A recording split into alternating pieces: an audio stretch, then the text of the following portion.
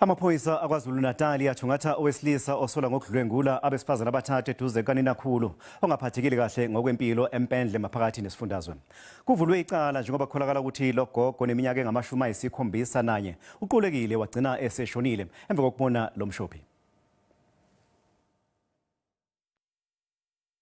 Usathukile namanje kulandela ukuthi indoda eyayizifihle ubuso yangena kulomuzi yabakhomba ngesibhamu yayalela isalukazi kanye nabazukulu abathathu ukuthi bangene ekamelweni yafika khona yabadlwengula abazukulu abathathu.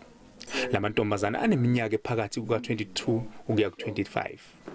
Umndeni ukholelwa ukuthi lesigameko sabanzima kakhulu.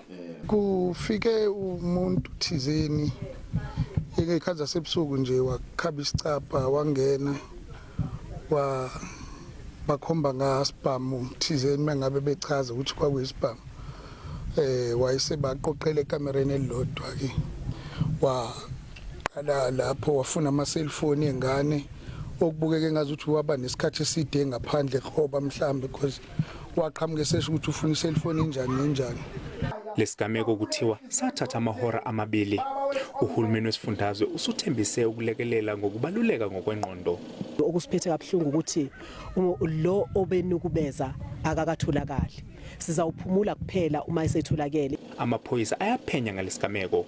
The case has been transferred to the Howick Family Violence, Child Protection and Sexual Offences Unit for further investigation. We are appealing to any person who has information that may assist in the investigation to please contact Crime Stop on 08600 10111. Umphakathi kule ndawo uthi uhlalile ovalweni ngemuva kwalesehlo. Londe Khadebe, SABC News, eMpendle.